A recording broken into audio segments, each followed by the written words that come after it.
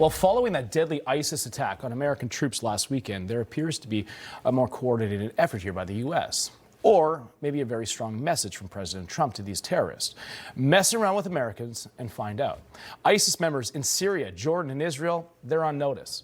Let's get out to Middle East correspondent Jody Cohen with more on that. Jody. Morning, John. So this weekend, the United States said that they conducted Operation Hawkeye Strike, carrying out precision strikes on more than 70 ISIS targets across central Syria. And we're hearing that at least 5 ISIS operatives have been killed. President Trump called it a very serious retaliation. We hit the ISIS thugs in Syria who were trying to regroup after their decimation by the Trump administration 5 years ago. We hit them hard. I ordered a massive strike on the terrorists that killed our 3 great patriots last week. 2 soldiers, 1 interpreter, all great people. And it was very successful. It was precision. We hit every site flawlessly, and we are restoring peace through strength. We're all over the world. Jordan, a U.S. ally bordering Syria, confirmed its air force participated in the operation. Jordan's military stated the strikes aims to prevent extremist groups from using the area as launch pads that could threaten neighboring countries' security. Syria's neighbors also include Israel, which says it has detained a suspected ISIS operative along with weapons on the border with Israel, as well as 2 suspected ISIS operatives within Israel. President Trump and Prime Minister Netanyahu are expected to discuss this latest development when they meet in Florida next week.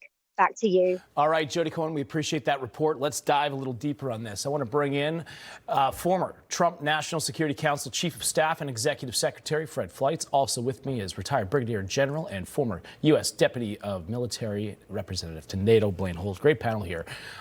Fred, I'll start with you. President Trump, he's not taking any of these ISIS attacks lightly. He's going right after them. Is this the right thing to do? This Operation Hawkeye Strike, he's putting them on notice. I think so, and it's disturbing that there were 70 targets of ISIS that we would hit. But there's some problems here. We know ISIS thrives in ungoverned areas and areas of anarchy. The Syrian government is very weak, and we know the Syrian government, President al-Shara, has put extremists and foreign fighters into his security services.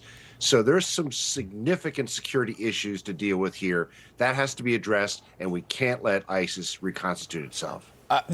General, I want to get your thoughts because, I mean, we know that there are terrorists in this country. They came in under the Biden administration through the open border. We hit all of these ISIS members in other countries. Are you worried about retaliation on home soil?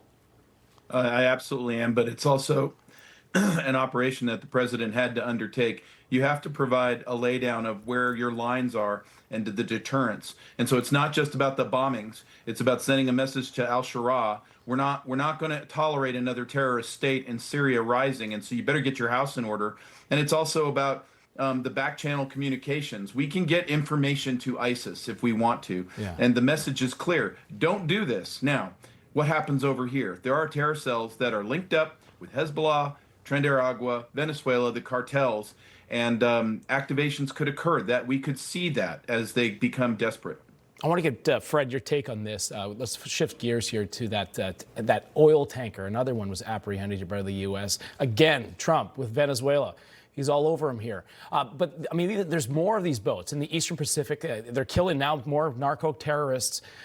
Venezuela's on watch. And what did you make of this latest boat that's been sanctioned? This is a blockade of sanctioned tankers, not a blockade of all tankers. It might be called a quarantine. These tankers are flying under false flags. They turn off their transponders. They're shipping oil to Asia, and Asian states, and I mean China, are buying this oil with cryptocurrency, or the oil is benefiting terrorist groups. This is a good thing to do. It's a very careful and measured effort to put pressure on the Maduro regime. Yeah. And you know one state that's hurting over this? Cuba. Cuba benefits hugely from this illicit oil trade. So I think Trump is accomplishing a lot here. General, your take on this before I let you guys go. I couldn't agree with Fred more. But let's also remember that in big ships like this, they carry other things. So human trafficking, weapons, biological agents. We have to make sure that we're protecting the United States, because when you make desperate people even more desperate, they do incredible things.